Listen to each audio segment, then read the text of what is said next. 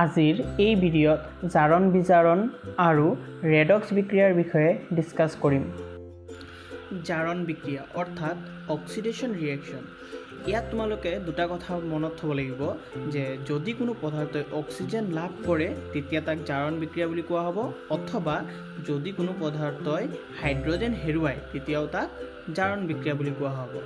এতিয়া এটা উদাহৰণ চোৱা।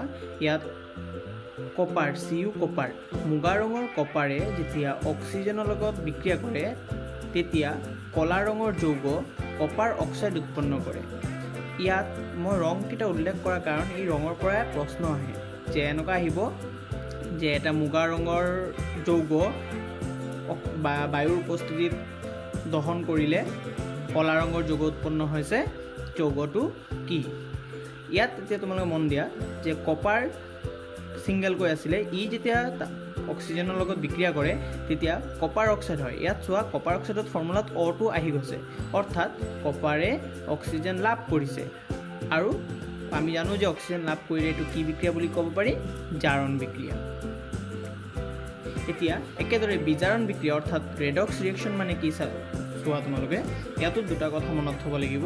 যদি কোনো পদাৰ্থই অক্সিজেন হেৰুৱায় তেতিয়া তাক বিজাৰণ বিক্ৰিয়া কোৱা হ'ব, আৰু যদি কোনো পদাৰ্থই হাইড্ৰজেন লাভ কৰে তেতিয়া তাক বিজাৰণ বিক্ৰিয়া কোৱা হ'ব। জাৰণ বিক্ৰিয়া মানে অক্সিজেন লাভ কৰা, হাইড্ৰজেন হেৰুওৱা, আৰু বিজাৰণ বিক্ৰিয়া মানে অক্সিজেন হেৰুওৱা, হাইড্ৰজেন লাভ কৰা। এই বিক্ৰিয়াকেইটালৈ মন কৰা।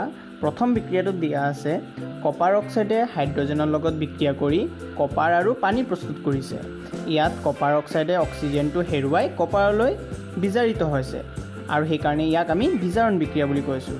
একেদৰে হাইড্ৰজেনে অক্সিজেন লাভ কৰি পানীলৈ পৰিৱৰ্তন হৈছে, আৰু যিহেতু অক্সিজেন লাভ কৰিছে সেইকাৰণে তাক আমি জাৰণ বিক্ৰিয়া বুলি ক'ব পাৰি। এতিয়া দ্বিতীয় উদাহৰণটোলৈ চোৱা। ইয়াত জিংক অক্সাইডে অক্সিজেনটো হেৰুৱাইছে আৰু জিংকলৈ পৰিৱৰ্তন হৈছে, অৰ্থাৎ জিংক অক্সাইড জিংকলৈ বিজাৰিত হৈছে, আৰু এই ৰিয়েকশ্যনটোক বিজাৰণ বিক্ৰিয়া। একেদৰে কাৰ্বনে অক্সিজেন গ্ৰহণ কৰি কাৰ্বন মন'অক্সাইড হৈছে, অক্সিজেন লাভ কৰাৰ কাৰণে তাক আমি জাৰণ বিক্ৰিয়া ক'ম। ইয়াত এটা কথা মনত থ'বা যে জিংক অক্সাইড জিংকলৈ বিজাৰিত হৈছে আৰু কাৰ্বন মন'অক্সাইডলৈ জাৰিত হৈছে। এতিয়া তৃতীয় উদাহৰণটো চোৱা। মেংগানিজ অক্সাইডে যেতিয়া HCl লগত বিক্ৰিয়া কৰে তেতিয়া মেংগানিজ ক্লৰাইড ক্লৰিন গেছ আৰু পানী প্ৰস্তুত কৰে। এতিয়া মেংগানিজ অক্সাইডত অক্সিজেন হেৰুৱাই পিনি মেংগানিজ ক্লৰাইড উৎপন্ন কৰিছে, অৰ্থাৎ মেংগানিজ অক্সাইড বিজাৰিত হৈছে মেংগানিজ ক্লৰাইডলৈ, আৰু সেইকাৰণে এই ৰিয়েকশ্যনটোক আমি বিজাৰণ বিক্ৰিয়া বুলি ক'ম। একেদৰে হাইড্ৰজেন ক্লৰাইড অৰ্থাৎ HClয়ে হাইড্ৰজেন হেৰুৱাই পিনি ক্লৰিন গেছলৈ ৰূপান্তৰিত হৈছে, অৰ্থাৎ হাইড্ৰজেন হেৰুৱাইছে কাৰণে এইটো আমি জাৰণ বিক্ৰিয়া বুলি ক'ব পাৰিম। এতিয়া তোমালোকে এই তিনিওটা উদাহৰণত দেখিলে গম পাবা যে জাৰণ আৰু বিজাৰণ একেলগে সংঘটিত হৈছে, আৰু যিবোৰ বিক্ৰিয়াত জাৰণ আৰু বিজাৰণ একেলগে সংঘটিত হয় তাক ৰেডক্স বিক্ৰিয়া বুলি কোৱা হয়। এতিয়া ৰেডক্স বিক্ৰিয়াৰ সংজ্ঞাটো চোৱা। ৰেডক্স বিক্ৰিয়া যিবোৰ বিক্ৰিয়াত জাৰণ আৰু বিজাৰণ বিক্ৰিয়া একেলগে সংঘটিত হয় তেনে বিক্ৰিয়াবোৰক ৰেডক্স বিক্ৰিয়া বোলে। এই প্ৰশ্নটোলৈ মন কৰা যে তলৰ বিক্ৰিয়াকেইটাৰ পৰা জাৰিত আৰু বিজাৰিত হোৱা পদাৰ্থটো বাছি লোৱা। ইয়াত প্ৰায়ে ভুল হয় যে কোনটো জাৰিত হৈছে আৰু কোনটো বিজাৰিত হৈছে। ইয়াত তোমালোকে মনত থ'বা বিক্ৰিয়ক পদাৰ্থখিনিহে জাৰিত বা বিজাৰিত হ'ব, বিক্ৰিয়াজাত পদাৰ্থ জাৰিত বা বিজাৰিত নহয়।